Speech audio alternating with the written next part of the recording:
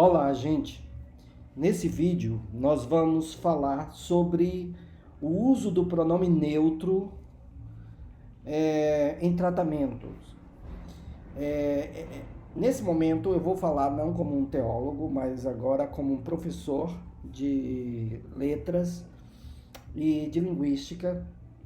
E eu gostaria então de demonstrar que o uso que muitas pessoas fazem dos pronomes neutros, por exemplo, todes, elo ou outras designações dos pronomes, demonstrando algo neutro, eu vou demonstrar que isso não se adequa nem com base etimológica e nem com base morfossintática. Ou seja, não tem nexo nem na etimologia e nem na morfossintaxe. Para isso, eu vou demonstrar, primeiramente, de forma etimológica. Vejam bem, o pronome todos, na língua portuguesa, ele é um pronome indefinido. No grego e no latim, esse pronome todos, ele já é um adjetivo. Paz, passa, pan. Se ele é um adjetivo, ele tem as três formas de gênero: o masculino, paz, o feminino, passa, e o neutro, pan, usado para coisas. No latim, ele é um adjetivo biforme. Isso significa o quê? Significa que a palavra homines, ele tanto pode ser usado para masculino como para feminino. Então, o adjetivo homines é usado para masculino e feminino, e omne é usado neutro para coisas. E aí, então, alguém pode perguntar: professor, por que na língua portuguesa o pronome todos é um pronome indefinido morfologicamente, e no grego e no latim o paz, passa, pan, e o homines e omne em latim, eles são adjetivos? A diferença é porque, para que se saiba a função sintática na língua portuguesa, é necessário a palavra estar numa posição em relação ao verbo ou em relação às demais palavras.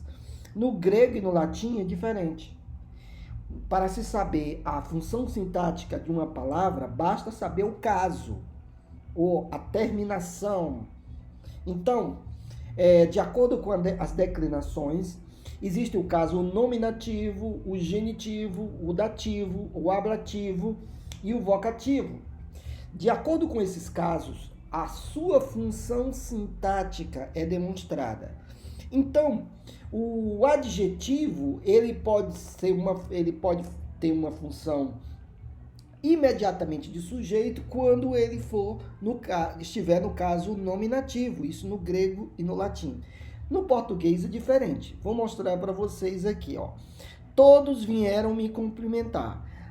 Todos, ele é um sujeito. Se ele é um sujeito do verbo vieram, ele tem uma função de pronome substantivo, porque só pode ser sujeito se for substantivo. Somente substantivos têm a função de sujeito ou de núcleo do sujeito. Então, o que acontece? Ele é um pronome substantivo.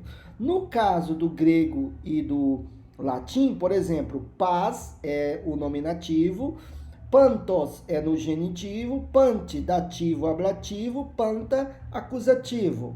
Ou seja, aqui o paz é o sujeito, quando ele é usado em sujeito, pantos, quando tiver na função de adjunto adnominal ou de posse, pante, adjunto adverbial ou de lugar, ablativo, e panta, acusativo, objeto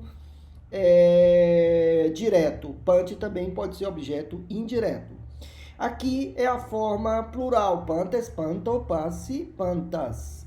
No latim é a mesma coisa. Homines é o nominativo, usado para sujeito. Homines é o genitivo, mesma forma, hominem dativo, ablativo e hominem acusativo. Então a diferença é exatamente que no português só se sabe que todos aqui é um sujeito quando se vê que ele está sendo usado em relação direta com o verbo. Ele está agindo em relação ao verbo sintaticamente, diferente do grego e do latim. Então, etimologicamente, no latim, a palavra todos, homines, ele é usado tanto para homem como para mulher. Ele é um adjetivo biforme. Então, isso traz para a língua portuguesa. Todos também, ele é usado tanto para masculino como para feminino. Não se precisa dizer todos e todas. Muito bem, essa é a argumentação etimológica. Mas vamos ver a argumentação morfossintática. Na argumentação morfossintática, o seguinte, vejam bem. Aqui, quando se diz aqui, todos pensaram a mesma coisa, a mesma frase, e nós vemos aqui todos, ele é um sujeito, e como sujeito, todos, ele passa a ser um pronome substantivo. Agora, por que não se pode usar todos e todas pensaram? Quando alguém está dizendo todos e todas pensaram. Por quê? Porque todos é um substantivo, não é um adjetivo. Então, se eu digo todos e todas, esse todas está se referindo a quem? O adjetivo, ele modifica sempre o substantivo. Ele concorda em gênero e número com o substantivo. Então, todos não é adjetivo aí. Todos é um pronome substantivo. Então, não tem lugar para dizer todos e todas, porque ele é um pronome substantivo. Então, nesse caso aqui, dizer todos e todas está errado morfossintaticamente, né? A mesma coisa, todos que viajaram no navio ganharam presentes. Nesse caso aqui, todos que viajaram no navio é o sujeito do verbo ganhar, né? Que tem uma oração adjetiva, né? Uma oração adjetiva com a função de adjunto adnominal, né? Todos que viajaram no navio ganharam presentes. É uma oração adjetiva, oração subordinada, adjetiva, restritiva. Então vejam bem, todos que viajaram no navio ganharam presentes. Esse todos aqui, ele é um pronome substantivo, tá certo? Que está acompanhado de uma frase adjetiva, e que concorda que está relacionada com o verbo ganhar, que é o sujeito do verbo ganhar, né? Ganharam o quê? Presentes, que é o objeto direto. Muito bem, a mesma coisa, todos sejam bem-vindos. Todos sejam bem-vindos. Todos é o sujeito do verbo ser aqui no imperativo. Então, vejam bem, eu não posso dizer todos e todas. Por quê? Porque é um pronome substantivo. Não tem nenhum adjetivo para concordar, nenhum substantivo para concordar. O substantivo não concorda com o substantivo. O substantivo é o que é. Então, não tem espaço para todos e todas, muito menos todes, que não existe na língua portuguesa. A mesma coisa aqui, ó. A palavra todos, ele passa a ser um pronome substantivo, sendo que está em outra função sintática. Eu dei presentes a todos. Nesse caso aqui, a todos é o objeto indireto do verbo dar. Ele deu o quê? Presentes, objeto direto. A quem? A todos, objeto indireto. É um verbo bitransitivo. Então, o eu é o sujeito, pronome pessoal, no caso reto, mas é um pronome substantivo, porque ele tem a função de sujeito aqui. Eu dei presente a todos. Mesma coisa, aqui todos têm a função de vocativo. Também é um pronome substantivo, porque o vocativo é feito por substantivos. Todos saiam da sala, né? Todos saiam da sala. Então, aqui o todos tem a função sintática de vocativo. Então não pode ser todos e todas, porque é um pronome substantivo. Mas, vejam bem, quando todos, ele não é um pronome substantivo, mas passa a ser um pronome adjetivo. Quando eu digo assim, todos os meninos saíram da sala. Todos, ele está modificando aqui os meninos, que é o núcleo desse sujeito aqui. Quem é que saíram da sala? Todos os meninos. No caso, meninos é o núcleo do sujeito, todos os é o adjunto adnominal, ou seja, está sendo um adjetivo. A mesma coisa aqui, olha só, todas as mães estavam na sala.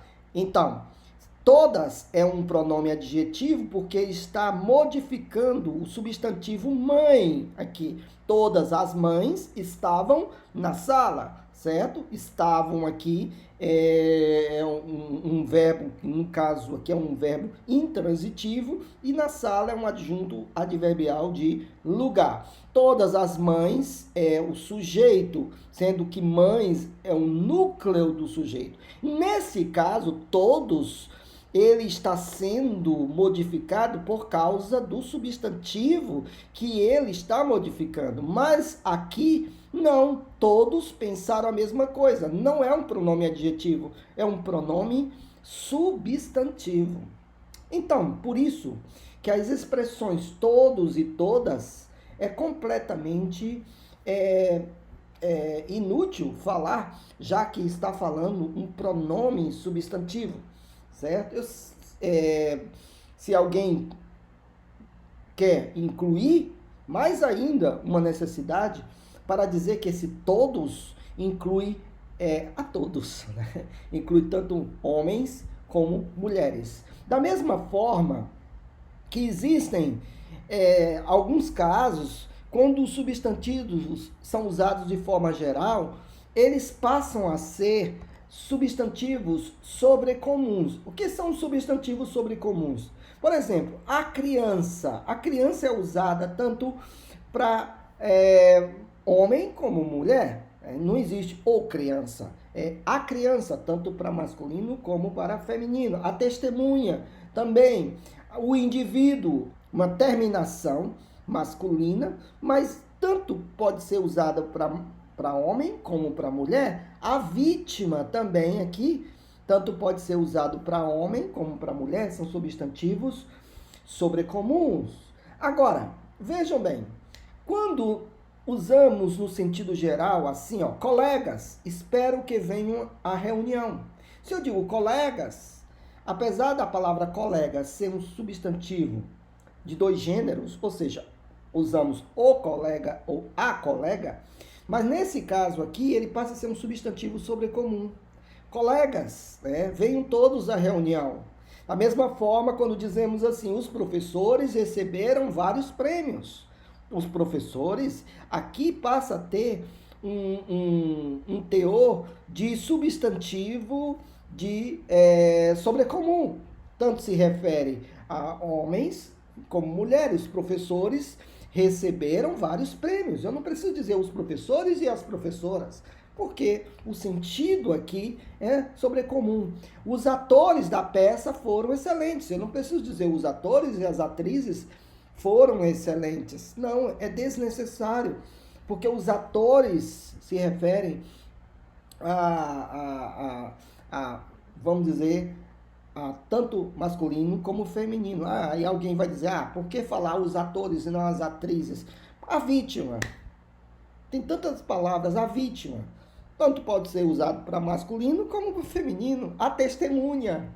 Tanto pode ser usado para masculino como feminino. A criança. É um substantivo feminino, mas a sua essência feminina, a criança, mas é um substantivo de sobrecomum, né?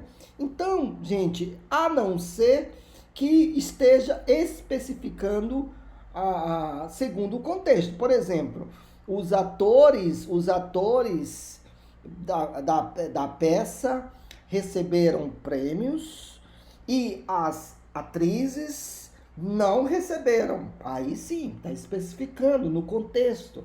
Mas quando se fala no sentido geral, não se precisa falar o masculino e o feminino. É a mesma coisa no grego e no latim. Vejam que o Homo sapiens, a palavra homo quer dizer homem, tanto no sentido geral como também masculino. E vejam, Homo sapiens se refere a masculino e a feminino. Não existe mulher sapiens, isso aí foi uma piada, né?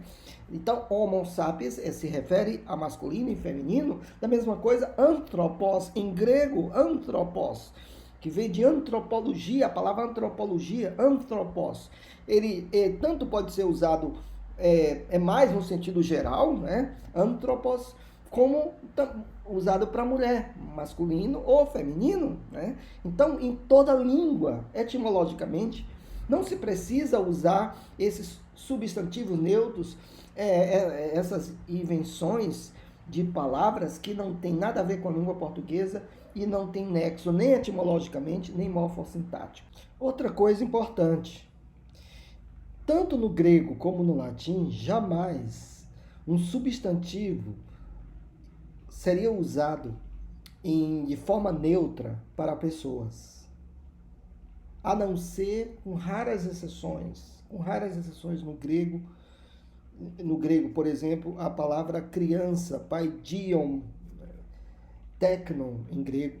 Mas fora essas palavras, dificilmente uma palavra seria usada no neutro para pessoas. Então, a expressão todes, elo, além de não existir na língua portuguesa, é etimologicamente completamente sem nexo e não se deve ser usada.